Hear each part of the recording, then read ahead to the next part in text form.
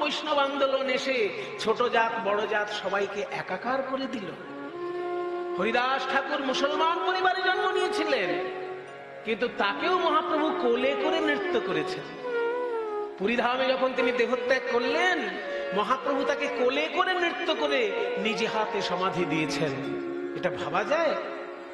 পুরীর মতন জায়গায় মহাপ্রভু নিজে হাতে কোলে করে হরিদাসকে নিয়ে নাচছেন। ছোট জাত বড় জাত সব মুছে দিলেন আমার নিতাই গৌর এসে। তাই বলছেন, সর্বলোকে ছাড়ে যারে অপযশ বলি। ছোট লোকের ছোঁয়া যদি লাগে আমি অসুচি হয়ে যাব, ছোট জাতের ছোঁয়া যদি লাগে আমাকে গিয়ে স্নান করতে হবে, এরকম একটা সমাজ আমাদের ছিল। কিন্তু নিতাই গৌর আসার ফলে কি হলো, যারা নিম্নবর্ণের মানুষ তারাও এসে আচার্যের সম্মান পেতে লাগলেন। এমনকি ব্রাহ্মণগণ পদ লেখার সময় পদের পাশে নিজের নামের পাশে দাস লিখতে শুরু করতেন। এটা কোনোদিন ভাবা যায়? আগেকার দিনে দাস লিখত শূদ্র জাতির লোকেরা, ব্রাহ্মণরা লিখতেন শর্মা, ক্ষত্রিয়রা লিখলেন বর্মা, বৈশ্যরাও লিখলেন বর্মা, আর শূদ্র জাতির লোকেরা লিখতেন দাস। কিন্তু পদাবলী সাহিত্যে যেসব ব্রাহ্মণগণ পদাবলী রচনা করেছেন তারা নামের পাশে দাস শব্দটা লিখেছেন। যেমন যদুনন্দন দাস, তার আসল নাম যদুনন্দন চক্রবর্তী, কিন্তু তিনি যখনই পদ লিখছেন দ্বিজ যদুনন্দনে কয়, দ্বিজ যদুনাথে কয়, এরকম ভাবে যখন নাম দিচ্ছেন পদে, দেখছেন পদে খুব ভাব ফুটছে না। একদিনকে স্বপ্নে দেখলেন যে রাধারানী স্বয়ং বলছেন যে ওগো যদুনন্দন, তুমি ব্রাহ্মণ বলে তোমার দ্বিজ শব্দটা বারবার লিখছো, এই অভিমানটা প্রকাশ পাচ্ছে, তুমি দ্বিজের জায়গায় দাস লেখো, তাহলে আর অভিমানটা প্রকাশ পাবে না। তাই পরের থেকে আর দ্বিজ না লিখে তিনি যদুনন্দন দাস, যদুনাথ দাস নামে পদাবলী লিখতে লাগলেন। তাহলে ব্রাহ্মণ তার অহংকার ছেড়ে নিচে নেমে আসলো, আর অব্রাহ্মণ যারা অপমানিত হচ্ছিল তারা আচার্যের আসন পেয়ে সমাজের উপরে স্থান পেল। এই হলো বাংলায় বৈষ্ণব ধর্মের মহাপ্রভাব। এক নম্বর হচ্ছে এরকম অবতার হয়ই না যে ব্রহ্মার দুর্লভ প্রেম এনে আমাদের মধ্যে বিতরণ করলেন। দ্বিতীয় বলা হলো নারীর মুক্তি ঘটল কি সাহিত্যে, কি সঙ্গীতে, কি দর্শনে, কি সমাজে নারীর মুক্তি ঘটালো বৈষ্ণব আন্দোলন। তৃতীয় বললেন নিম্নবর্ণের মানুষকে উচ্চ আসন দিল বৈষ্ণব আন্দোলন। আরো বললেন যবনেও নাচে গায়ে বলে হরিনাম, হেন অবতারে সে বঞ্চিত বলরাম। গৌরাঙ্গ মহাপ্রভুর কৃপায় আমরা সব পেলাম সোনার বাংলায়। এইবার আমরা দেখব যে বৈষ্ণব ধর্মের যারা প্রতিষ্ঠাতা তারা কারা, তাদের মধ্যে একজনের কথা আজকে আমরা শুনব। বৈষ্ণব ধর্মের প্রতিষ্ঠাতা কারা, এই কথাটা বলেছেন কে জানেন? যাকে সবাই ভয় পায়, যার নাম শুনলেই লোকে ভয় পায়, সেই দেবতা এই কথাটি বলেছেন। সেই দেবতাটির নাম হচ্ছে যমরাজ। যমরাজ যখন অজামিলকে ধরে আনার জন্য যমদূতদেরকে পাঠিয়েছিল, অজামিলের নাম শুনেছেন তো? সেই যে ব্রাহ্মণের লোক ছেলে ছিল, তারপর এক চণ্ডালিনীকে ভালোবেসে ব্রাহ্মণের ধর্মকর্ম সব শেষ হয়ে গেল। চণ্ডালিনীর ধর্ম মানে চণ্ডালিনীর আচার ব্যবহার সে গ্রহণ করলো, ব্রাহ্মণত্ব সব শেষ, গায়ত্রী মন্ত্রতন্ত্র সব ভুলে গেছে চণ্ডালিনীর প্রেমে পড়ে। সেই লোকটির নাম হচ্ছে অজামিল। এবার চণ্ডালিনীর থেকে তার এক এক করে সন্তান হয়েছে, অনেকগুলো সন্তান, কিন্তু শেষ সন্তানটির নাম হচ্ছে, কারোর নাম লালটু, কারোর নাম বল্টু, কারোর নাম পল্টু, লালটু বল্টু পল্টু মিন্টু সিন্টু এইসব নাম। কিন্তু লোমস মুনি বলে একজন মুনি এসেছিলেন অতিথি হয়ে, তিনি বলেছিলেন আমি যখন অতিথি হয়ে এসেছি একজন মুনি মানুষ, তোমাকে একটা কথা বলি, তুমি শোনো। 10খানা ছেলে হয়েছে, 9টা ছেলের নাম রেখেছ লালটু বল্টু পিন্টু সন্টু এইসব রেখেছ, কিন্তু একটা ছেলের নাম রাখো নারায়ণ, যাতে চলতে ফিরতে তুমি ভগবানের নাম নিতে পারো। ওই জন্য 10টা ছেলের মধ্যে একটা ছেলের নাম রেখেছিল নারায়ণ, সেটা ছোট ছেলে, ছোট ছেলেটা, তার নাম রেখেছে নারায়ণ। এবার যখন তার মৃত্যু ঘনিয়ে এসেছে, ব্রাহ্মণ বংশে জন্ম নিয়ে চণ্ডালিনীর প্রেমে পড়ে ব্রাহ্মণত্বের সব সংস্কার শেষ করে ফেলেছে, এর কম পাপ হবে? ওই জন্য যমদূত এসে তাকে একেবারে ঘাড়ে মোটকে নিয়ে যাওয়ার জন্য এসেছে। এবার যমদূতদেরকে দেখে অজামিল এত ভয় পেয়ে গেল, 10টা ছেলের মধ্যে লালটু বল্টু সিন্টু মিন্টু কারোর নাম মনে পড়লো না, নাম মনে পড়লো ছোট ছেলে নারায়ণের। কেন না, যেহেতু ছোট ছেলে, ওকে কাছে ডাকলে যদি ওকে মায়া করে যমদূতরা আমাকে ছেড়ে দেয়, সেই জন্য ছোট ছেলের নাম নারায়ণ, তাকে নারায়ণ বলে ডেকেছে। নারায়ণ কাছে, নারায়ণ। যমদূতদেরকে দেখে ভয়ে পড়ে যখনই নারায়ণ বলে ডেকেছে ছেলেকে, অমনি সেইখানে বিষ্ণুদূত এসে হাজির। কারণ গীতায় বলা আছে, প্রয়াণ কালে জমামে স্মরণ মুক্ত কলেবরম ইয়াতি সমদ্ভাবো ইয়াতি নাস্তিত্ব সংশয়। যদি মৃত্যুকালে কেউ আমার নামটা করে ফেলতে পারে, সে ভুল করেও যদি করে ফেলে আমার নাম, তাহলে সে আমাকেই পাবে, এতে কোনো সন্দেহ নেই। গীতায় বলেছেন ভগবান একটা জায়গায় যে প্রয়াণ কালে চ মামেব স্মরণ মুক্তা কলেবরম। যদি কেউ কলেবর ত্যাগ করতে পারে আমার নামটা স্মরণ করে মৃত্যুকালে, সেটা ভুল করেও হতে পারে, কিন্তু সে আমাকেই পাবে। এবার শাস্ত্রবাণী মিথ্যা হবে না। তাই যখনই নারায়ণ বলে ডেকেছে মৃত্যুকালে, 4 জন বিষ্ণুদূত এসে হাজির। যমদূত এসেছিল 2 জন, তাদের 2টো করে হাত, আর নারায়ণ নাম করে ফেলেছে বলে বিষ্ণুদূত এসেছে 4 জন, তাদের 4টে করে হাত। তাহলে 2 দলের মধ্যে যদি লড়াই হয়, হারবে কারা? 2 জন এসেছে 2টো করে হাত, আর 4 জন এসেছে 4টে করে হাত। লড়বে তো যারা দলে ভারী আছে, তারাই তো জিতবে না। তাই যমদূতরা তখন ভয়ে নড়বড়ে, তোমরা আবার কারা হে? 4টে করে হাত, তোমাদেরও হাতে দেখছি শঙ্খ চক্র গদা পদ্ম, সব কি? বলে আমরা হচ্ছি বিষ্ণুদূত। ও বাবা, বিষ্ণুর হাতে শঙ্খ চক্র গদা পদ্ম থাকে, তোমাদেরও হাতে আবার শঙ্খ চক্র গদা পদ্ম? বলে হ্যাঁ, আমাদের হাতেও শঙ্খ চক্র গদা পদ্ম থাকে। তো নরকে নিয়ে যাবার জন্য এসেছি, তোমরা কেন এই সময় এসেছো? কেউ হরিনাম যদি ভালো করে জপ করছে, তার কাছে যাও। নাম জপ করতে করতে মারা গেল, তার কাছে যাও। এই ব্যাপারটা সারা জীবন পাপ কাজ করে মরার সময় ছোট ছেলেকে ডেকেছে নারায়ণ বলে, এর কাছে কেন এসেছে? তখন বিষ্ণুদূত বললেন, শোনো, ও সারা জীবন মহা মহা পাপ করেছে, একেবারে ঠিক কথা। চণ্ডালিনীর মন রাখতে গিয়ে ব্রাহ্মণের ছেলে হয়ে প্রথম কথা মন্ত্রতন্ত্র সব ভুলে গেছে। এমন পাপ নাই করে নাই, এমন পাপ নেই ও করেনি চণ্ডালিনীর মন রাখতে গিয়ে। সে যে পাপ অনেক করেছে, কিন্তু ওই যে মৃত্যুকালে হরিনাম করেছে, ওই জন্য আমাদের কিছু করার নেই, ওকে নিয়ে আমরা বিষ্ণু লোকে যাব। বলি আবার কি ঢঙের কথা? সারা জীবন পাপ করেছে, মরার সময় একবার নারায়ণ বলেছে বলে বিষ্ণু লোক? বলে হ্যাঁ। এ কোন শাস্ত্রে লেখা আছে? বলে আছে, সব জায়গায় থাকে না, এটা ভাগবত ধর্মের বিধান। সাধারণ মানুষ যে ধর্ম মেনে চলে তাকে বলে মানব ধর্ম, আর মৃত্যুকালে হরিনাম করলে সব পাপ ক্ষমা হয়, এটা যে ধর্মে বলে সেই ধর্মটার নাম ভাগবত ধর্ম।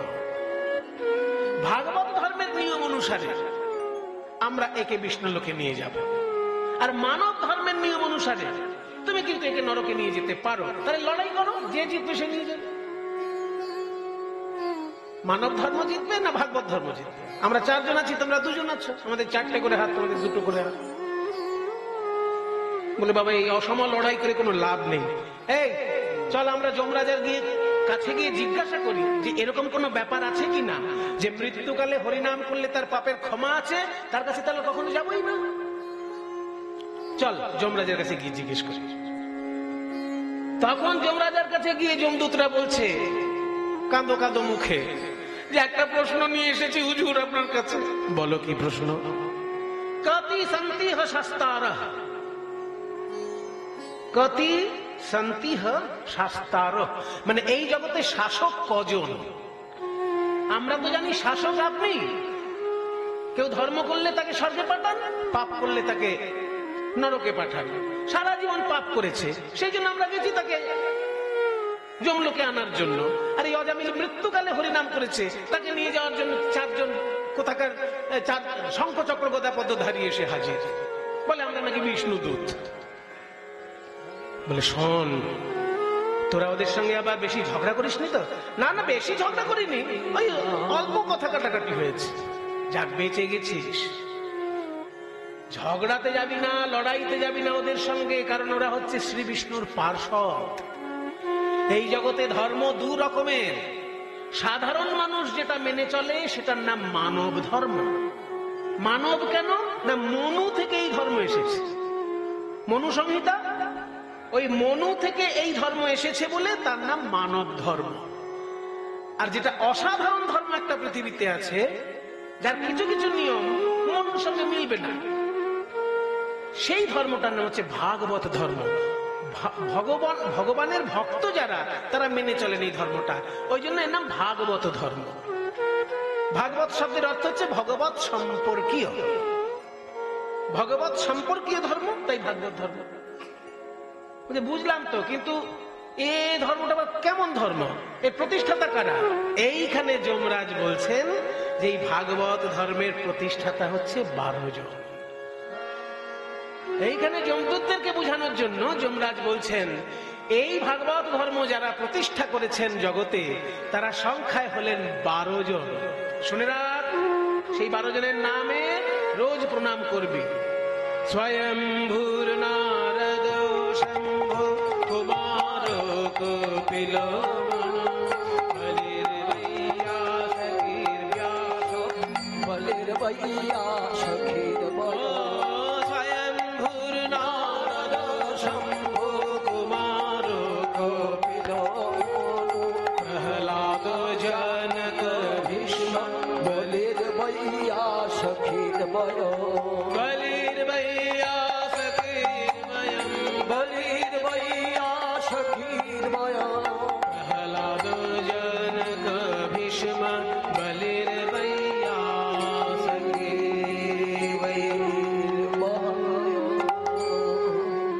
বৈষ্ণব ধর্মের প্রতিষ্ঠাতা 12 জনের নাম বলা হলো এই সংস্কৃত শ্লোকটায়। 12 জনের নাম বলছি, আপনারা পারলে মুখস্থ করে নেবেন, কারণ এগুলো খুব জানার জিনিস বাবা। কীর্তন শুনতে গেলে আমার ঝাঁটা জুতোর তত্ত্ব শুনে বাড়ি চলে এলাম, ওতে খুব একটা ভক্তি লাভ হবে বলে আমার মনে হয় না। এইগুলো হচ্ছে তত্ত্ব কথা, যে ভাগবত ধর্মের প্রতিষ্ঠাতা কারা, বৈষ্ণব ধর্মের প্রতিষ্ঠাতা কারা। 12 জন, তাদের নামটা যদি মুখস্থ করতে পারেন আপনারই মঙ্গল হবে। প্রতিদিন যখন আহ্নিকে বসবেন, যখন মন্ত্র জপ করতে বসবেন, একবার তাদের নামে শুধু প্রণাম জানিয়ে নিলেই জীবন ধন্য। সেই 12 জন কারা? স্বয়ম্ভু। 1 নম্বর হচ্ছে স্বয়ম্ভু। স্বয়ম্ভু মানে যিনি নিজে নিজে জন্মেছেন, অর্থাৎ ব্রহ্মা। বিষ্ণুর নাভি পদ্ম থেকে তিনি নিজে নিজে জন্মগ্রহণ করেছেন, ওই জন্য তার নাম স্বয়ম্ভু। 1 নম্বর। 2 নম্বর হচ্ছে নারদ, নারদ মুনি, ইনিও আর একজন প্রতিষ্ঠাতা। 3য় জন হচ্ছে শম্ভু। শম্ভু মানে এটা কাউকে বলতে হবে না, হ্যাঁ, মায়েরা তো বিশেষ করে জানবেন, কারণ শিবরাত্রিতে মায়েরা কত ব্রত করেন, কত কঠিন ব্রত করেন শিব ঠাকুরের জন্য তার মায়েরা। তাহলে শম্ভু মানে শিব ঠাকুর, স্বয়ম্ভু, নারদ, শম্ভু। তারপর হচ্ছে কুমার। কুমার মানে, কুমার শব্দের অর্থ কি? যাদের বিয়ে হয়নি তাদেরকে কুমার বলে না, যে বিবাহিত না কুমার। তাহলে কুমার মানে যাদের বিয়ে হয়নি। ব্রহ্মার 4টি ছেলে আছে যারা বিবাহ করেননি, সন্ন্যাস জীবন পালন করেছেন আজীবন। জন্মগ্রহণ করেই তারা আজীবন ব্রহ্মচর্য পালন করেছেন। সেই 4টি ছেলের নাম হচ্ছে, সবারই নাম দন্তে স দিয়ে শুরু, ওই জন্য তাদেরকে একসঙ্গে বলা হয় চতুষ্ষণ। সবারই নাম দন্তে স দিয়ে শুরু বলে একজন একসঙ্গে 4 ভাইকে বলা হয় চতুষ্ষণ। নামগুলি হলো সনক, সনাতন, সনন্দ, সনত কুমার। এই 4 জন হচ্ছে কুমার। তাহলে স্বয়ম্ভু, নারদ, শম্ভু, কুমার। তারপর কে? কপিল। কপিল মুনির নাম শুনেছেন? সেই যে যিনি যোগ তত্ত্ব বিশ্লেষণ করেছেন, মাকে শিক্ষা দিয়েছেন জ্ঞান। আমাদের দেশে এমন অবতার আসে যারা মাকেও শিক্ষা দেয়।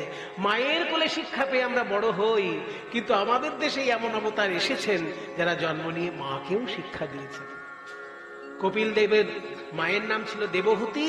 দেবহূতি জিজ্ঞাসা করেছিল যে তুই তো ভগবানের অংশ হয়ে জন্ম নিয়েছিস, আমাকে একটু তত্ত্ব কথা শোনা বাবা, যাতে আমার এই জীবনেই মুক্তি লাভ ঘটে। তখন একের পর এক তত্ত্ব কথা কপিল মাকে বলেছিল।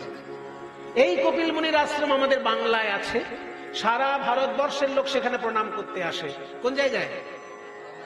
এই তো ঠিক বলেছেন, সারা ভারতের লোক বলে হর তীর্থ বার বার, গঙ্গা সাগর একবার। পৃথিবীর যত তীর্থ আছে বারবার গিয়ে যা পুণ্য লাভ হয়, গঙ্গা সাগরে একবার যেতে পারলেই সেই পুণ্য লাভ হয়। এই গঙ্গা সাগরে যে মুনির আশ্রম প্রতিষ্ঠিত, তিনি হচ্ছেন কপিল মুনি। তাহলে স্বয়ম্ভু, নারদ, শম্ভু, কুমার, কপিল, তারপর মনু। একটু আগে বললাম মনু সংহিতা রচনা করেছেন যিনি, তিনিও কিন্তু 12 জনের মধ্যে একজন। তাহলে 12 জনের মধ্যে তিনিও কিন্তু একজন পড়ছেন, কুমার, কপিল, মনু। তারপরেই প্রহ্লাদ, সপ্তমে যার নাম, তার নাম হচ্ছে প্রহ্লাদ। প্রহ্লাদ জনক, জনক রাজা সীতা দেবীর বাবা যিনি, তিনিও কম নন। একজন রাজা লোক হয়েও তিনি বৈষ্ণব ধর্মের প্রতিষ্ঠাতাদের মধ্যে একজন। স্বয়ম্ভু, নারদ, শম্ভু, কুমার, কপিল মুনি, প্রহ্লাদ, জনক। তারপর ভীষ্ম, গঙ্গা পুত্র ভীষ্ম, তিনিও কিন্তু এই 12 জনের মধ্যে একজন। বলি, এই প্রহ্লাদেরই বংশে জন্মগ্রহণ করেছে বলি রাজা, তিনিও কিন্তু একজন বৈষ্ণব ধর্মের প্রতিষ্ঠাতা। বলি বৈয়াসকি, বৈয়াসকি মানে ব্যাসদেবের পুত্র সুখদেব। বৈয়াসকি মানে ব্যাসদেবের পুত্র অর্থাৎ সুখদেব, তিনিও 12 জনের মধ্যে একজন। তাহলে এতক্ষণ পর্যন্ত কটা হলো? স্বয়ম্ভু, নারদ, শম্ভু, কুমার, কপিল, মনু, প্রহ্লাদ, জনক, ভীষ্ম, বলি, বৈয়াসকি। কটা হলো অব্দি? 11 জন হয়েছে। কই 12 জন তো হলো না।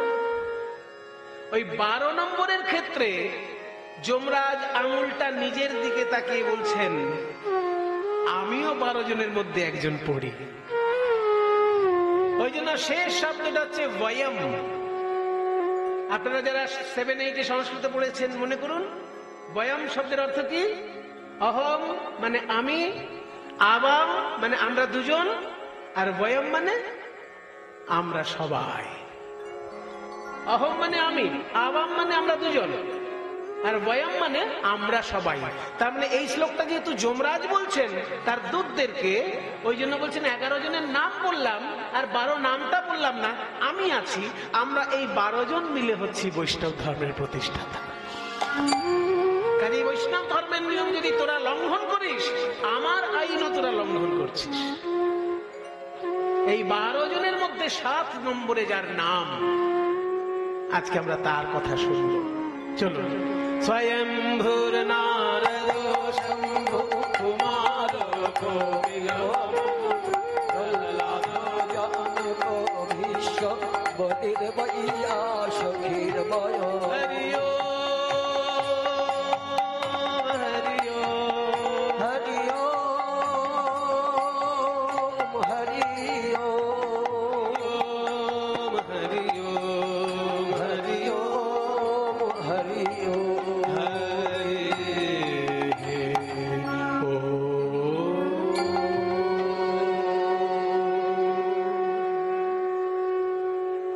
সত্যযুগ হলো সৃষ্টি তত্ত্বের যুগ। যখন সত্যযুগে একের পর এক সৃষ্টি হচ্ছে, ভালো ভালো সম্প্রদায়ের যেমন সৃষ্টি হচ্ছে, শক্তিশালী সম্প্রদায়েরও সৃষ্টি হচ্ছে।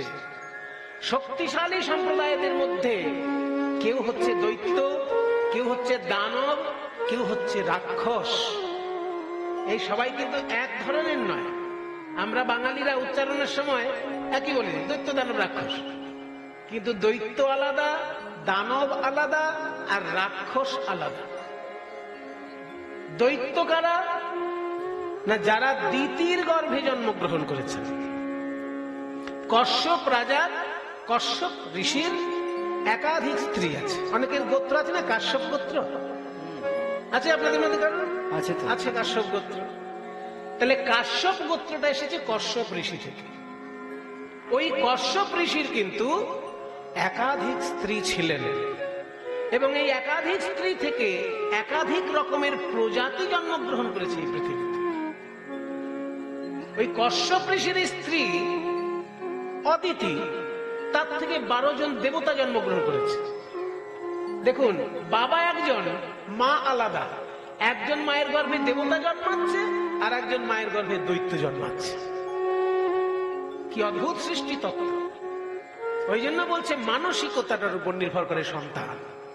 মনে করুন, একজন মা একাদশীতে উপোস করে দ্বাদশীর দিন প্রসাদ গ্রহণ করেছে, তারপর স্বামীর সঙ্গে মিলিত হয়ে যে সন্তানটা হবে, তার সন্তান কেমন হবে? আর সেই স্বামীটারই যদি আর একজন স্ত্রী থাকে যে হানিমুনে গিয়ে সারা রাত্রির রঙিন রঙিন জল পান করেছে, তারপর একটা সন্তান জন্ম হয়েছে, সেই সন্তানটি কেমন হবে? দুটো সন্তান কি একই প্রকৃতির হবে? স্বামী একজন হলেও মায়ের জন্য সন্তান পাল্টে যাচ্ছে। স্বামী তো একই থাকছে, কিন্তু মায়ের আচরণ যদি ঠিক পথে না থাকে, তাহলে সন্তান পাল্টে গেল। তার সব থেকে বড় প্রমাণ হচ্ছে কশ্যপ ঋষির পরিবার। এই কশ্যপ ঋষির এক স্ত্রীর গর্ভে জন্মাচ্ছে 12 জন দেবতা, যাকে আমরা একসঙ্গে দ্বাদশাদিত্য বলে দিই। দ্বাদশাদিত্যের দুটো অর্থ হয়, এক হচ্ছে সূর্যের 12টি রূপ, আর আরেকটি অর্থ হচ্ছে 12 জন অদিতির পুত্র। অদিতির পুত্র বলে আদিত্য, আর দিতির পুত্র বলে দৈত্য। সোজা বাংলা ব্যাকরণ। দিতির পুত্র তাই দৈত্য, আর অদিতির পুত্র তাই আদিত্য। অদিতির গর্ভে জন্মগ্রহণ করলো 12 জন দেবতা, স্বামী কশ্যপ ঋষি। আবার দিতির গর্ভে জন্মগ্রহণ করলো 2 জন দৈত্য, স্বামী কিন্তু সেই কশ্যপ ঋষি। অদ্ভুত ব্যাপার। সেই জন্য কশ্যপ ঋষির পরিবারটা খুবই একটা মারাত্মক পরিবার এই সৃষ্টি তত্ত্বের ক্ষেত্রে। তার মধ্যে 2টি পুত্র যে জন্মগ্রহণ করলো, একটি ছেলের নাম হলো হিরণ্যাক্ষ, আরেকটি ছেলের নাম হলো হিরণ্যকশিপু। বাবা কশ্যপ, মা দিতি। জন্মগ্রহণ করলো হিরণ্যাক্ষ আর হিরণ্যকশিপু। এই 2 পুত্র জন্মগ্রহণ করলো। কেন জন্মগ্রহণ করলো তারও একটা ইতিহাস আছে। কেন দৈত্য রূপে জন্মগ্রহণ করতে হলো, ঋষির বংশে দৈত্য কেন জন্ম নিল, এরও একটা ইতিহাস আছে। ইতিহাসটা ঘটেছে আরো আগে বৈকুণ্ঠে। বৈকুণ্ঠ, গোলক আর স্বর্গ, এগুলো সব কিন্তু এক জিনিস নয়। এই চুলচেরা বিচারগুলো আমাদের মাথার মধ্যে কিন্তু থাকা দরকার। বৈকুণ্ঠ মানে যেখানে শঙ্খ চক্র গদাপদ্মধারী বিষ্ণু বিরাজ করেন, আর গোলক মানে যেখানে সপরিবারে সখাদের সঙ্গে নিয়ে শ্রীকৃষ্ণ বিরাজ করেন। কৃষ্ণের যে অবস্থান ভূমি, নিত্য ধাম, সেটা হচ্ছে গোলক, আর বিষ্ণুর যে অবস্থান ভূমি তার নাম হচ্ছে বৈকুণ্ঠ, আর দেবতাগণ যেখানে থাকেন তার নাম স্বর্গ। কাজে স্বর্গ, বৈকুণ্ঠ, গোলক এগুলো শুনতে কাছাকাছি হলেও জায়গাগুলো কিন্তু এক নয়। তো যেটা বলতে যাচ্ছিলাম, যে যখন বৈকুণ্ঠে বিষ্ণু বিরাজ করছেন শঙ্খচক্র গদাপদ্ম ধারণ করে, তখন সনক, সনাতন, সানন্দ, সনত কুমার, এই 4 জন যে ব্রহ্মার পুত্র, একটু আগে বলেছি, যারা ছোটবেলা থেকেই ব্রহ্মচর্য গ্রহণ করেছেন, তাদের এতখানি ত্যাগ যে তারা বস্ত্রও পরতেন না।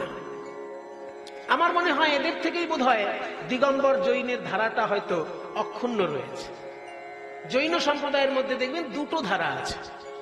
জৈন সম্প্রদায়ের মধ্যে 2 ধরনের সাধু হয়।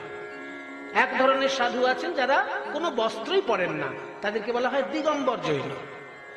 আর জৈনদের মধ্যে আর এক ধরনের সাধু আছেন যারা সাদা কাপড় পরেন, তাদেরকে বলা হয় শ্বেতাম্বর জৈন। তাহলে আমরা দেখেছি যে ত্যাগের যখন শেষ শিখরে পৌঁছে যায় কেউ, তখন সে কাপড়টাও পরে না।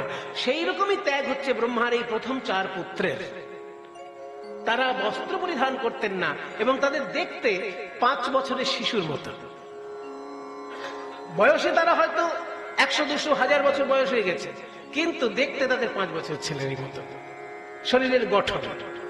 এবার ওই বস্ত্র না পরে যখনই বিষ্ণুর কাছে দেখা করতে এসেছেন, তখন বিষ্ণুর দরজায় 2 জন দারোয়ান ছিলেন, একজনের নাম জয়, একজনের নাম বিজয়। তারা সঙ্গে সঙ্গে দরজা আটকেছে। দাঁড়াও, কে তোমরা? ছোট ছোট বাচ্চা ছেলে, এরকম ভাবে ধুলো খেলা করতে করতে চলে এসেছো নারায়ণের কাছে? হে জয়, হে বিজয়, আমরা 4 জন কেউই বাচ্চা ছেলে নই, আমাদের দেখতে বাচ্চা ছেলের মতো, কিন্তু আমরা 4 জন হলাম ব্রহ্মার পুত্র, আমরা আবাল্য ব্রহ্মচারী, আমরা ভগবান বিষ্ণুর দর্শন প্রার্থী। ভগবান বিষ্ণুর দর্শন প্রার্থী, জামা কাপড় থাকবে না গায়ে?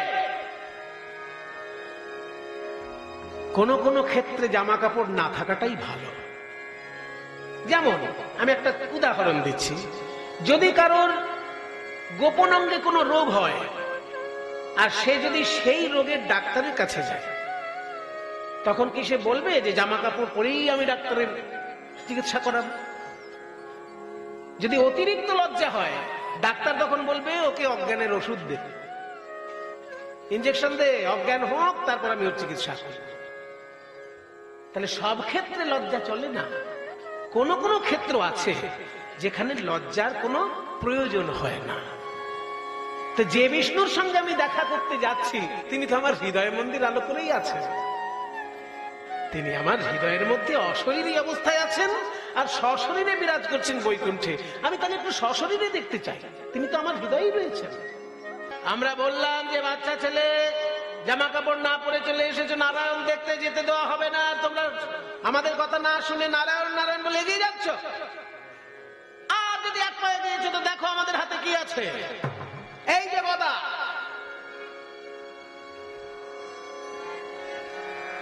ক্রোধান্বিত হয়ে উঠলেন ব্রহ্মার পুত্রগণ, আমরা আমাদের পরিচয় দেবার পরেও তুমি আমাদের কথা শুনলে না। আমরা বললাম সাধারণ কোন ছেলে পিলে আমরা নই, স্বয়ং সৃষ্টিকর্তার ব্রহ্মার আমরা প্রথম 4 পুত্র, যারা সংসারে মন না দিয়ে ঈশ্বরের চরণে মন দিয়েছি বলে আত্মসমর্পণ করেছি ঈশ্বরের চরণে। আমাদের ত্যাগ বৈরাগ্য তুমি বুঝলে না। নারায়ণের চরণে চাকরি করছো, অথচ বৈষ্ণবের আত্মসমর্পণ কেমন হয় সে সম্পর্কে ধারণা নেই। তোমরা এইখানকার কাজ করার যোগ্যই নও। তাই শোনো, এই 4 ভাই মিলে আমরা অভিশাপ দিলাম, যদি আমাদের সাধনা বলে কিছু থাকে, তাহলে তোমরা যে আচরণ আমাদের সঙ্গে করলে, এ কোনো দৈব আচরণ নয়, এটা দৈত্য আচরণ। দৈব আচরণ একে বলা যায় না, একে দৈত্য আচরণ বলা যায়। তাই আগামী 3টে জন্মে তোমাদের দৈত্য কুলে জন্মগ্রহণ করতে হবে।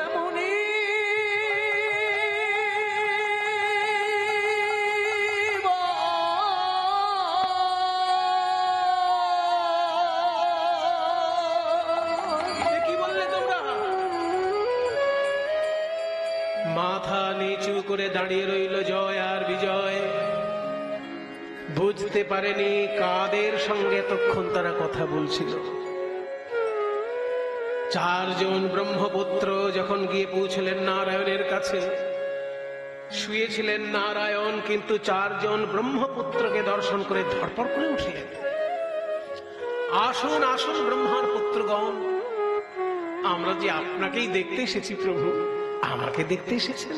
হ্যাঁ প্রভু, আসলে আপনি আমাদের হৃদয় মন্দিরে তো সবসময়ই থাকেন, কিন্তু তবুও মনে করলাম সাক্ষাৎ আপনাকে একবার দেখে আসি। তাই আমরা ব্রহ্মলোক থেকে আপনার এই বৈকুণ্ঠ লোকে এসেছি। কিন্তু আমাদের যে একটা ভুল হয়ে গেছে। ভুল কি? আপনাদের মতন মুনি ঋষি কি ভুল করতে পারে?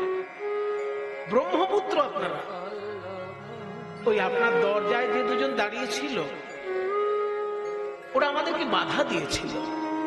আমরা পরিচয় দিলাম যে আমরা ব্রহ্মার পুত্র, আমরা কোনো চোর ডাকাত বা কোনো সাধারণ ছেলেপুলে নই, কিন্তু কথা শুনলো না তারা।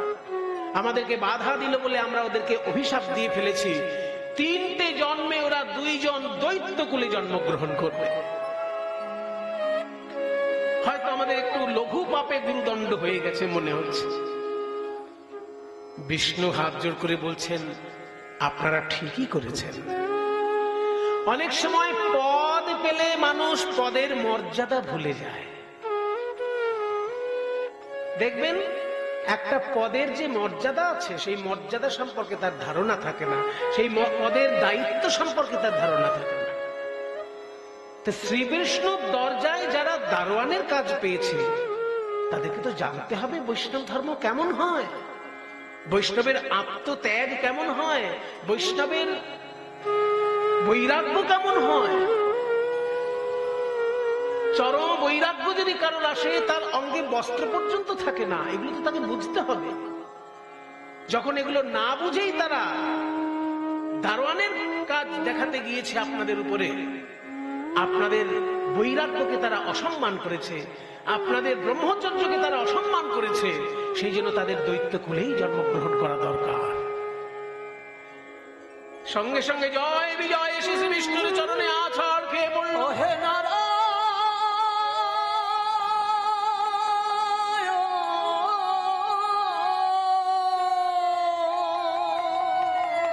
আমরা বুঝতে না পেরে এত বড় আমাদের শাস্তি হবে আমরা বুঝতে পারিনি। আপনি বিশ্রাম গ্রহণ করেন যখন, আপনাকে যাতে কেউ বিরক্ত না করে সেই দায়িত্বও তো আমাদের উপর থাকে।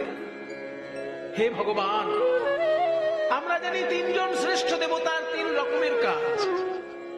ব্রহ্মার কর্ম সৃষ্টি করা, আপনার কর্ম পালন করা, আর দেবাদিদেব মহাদেবের কর্ম সংহার করা। তার মধ্যে সৃষ্টিটা একবারই হয়, সংহারটাও একবারই হয়, কিন্তু মাঝখানে যে লম্বা সময় থাকে সেই লম্বা সময়টা পালনের জন্য থাকে। ভালো করে বুঝুন, আমাদের জন্ম কিন্তু একটা সময় হয়েছে, আবার মৃত্যুও একটা সময় হবে, কিন্তু সারা জীবনটাই আমাদের পালনের মধ্যে কাটে।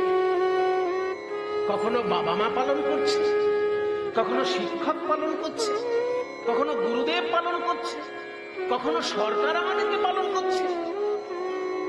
সে সরকার রাজ্য সরকার হতে পারে, কেন্দ্র সরকার হতে পারে, সে আলাদা কথা, করছে তো কেউ না কেউ তো আমাদের পালন করছে। তাই জন্মটার সময় অল্প, ধ্বংসের সময় অল্প, কিন্তু মাঝখানে লম্বা সময়টাই পালনের। ওই জন্য আমার মনে হয় আপনার দায়িত্বটা সব থেকে বেশি, ওই জন্য আপনার সুরক্ষাটাও সব থেকে বেশি। আপনাকে যাতে কেউ বিরক্ত না করে সেই জন্যই আমরা দারোয়ান হয়ে থাকি। এনারা না হয় সত্যিকারের বৈরাগী, কিন্তু অনেকে তো থাকতে পারে যে বৈরাগের ঢং করে আপনার কাছে চলে এলো আপনাকে বিরক্ত করতে। আমরাই বা সবসময় জানবো কি করে যে কে আসল বৈরাগী আর কে নকল বৈরাগী? কাজে আমাদের ক্ষেত্রে কি এটা লঘু পাপে গুরুদণ্ড হচ্ছে না? আপনি বলতে পারতেন একটা হাত ভেঙে যাবে, একটা পা ভেঙে যাবে, ঠিক ছিল, কিন্তু 3টে জন্মে আমরা দৈত্যকুলে জন্ম নেব, আপনার বৈকুণ্ঠ থেকে আমরা বঞ্চিত থাকব। তখন নারায়ণ বললেন, তোমরাও তো ঠিকই বলছো দেখছি, তোমাদের দিক থেকে যে যুক্তি দেখাচ্ছ সেটাও একবারে ফেলে দেবার মতো না। তাই শোনো জয় বিজয়, যে 3 বার দৈত্যকুলে তোমরা জন্মগ্রহণ করবে সেই 3 বারই আমি অবতার রূপে জন্মগ্রহণ করে তোমাদেরকে দৈত্যকুল থেকে উদ্ধার। কাজে আমার পার্ষদ যখন জন্ম নেবে এই ভুলোকে, আমিও এই বৈকুণ্ঠ ছেড়ে ভুলেকে এসে জন্মগ্রহণ করব। তাই সেই জয় বিজয় 2টি ভাই কশ্যপ ঋষির পুত্র দিতির গর্ভে, কশ্যপ ঋষির পুত্র হয়ে দিতির গর্ভে তারা দৈত্য রূপে জন্ম নিল। একজনের নাম হিরণ্যাক্ষ আর একজনের নাম হিরণ্যকশিপু।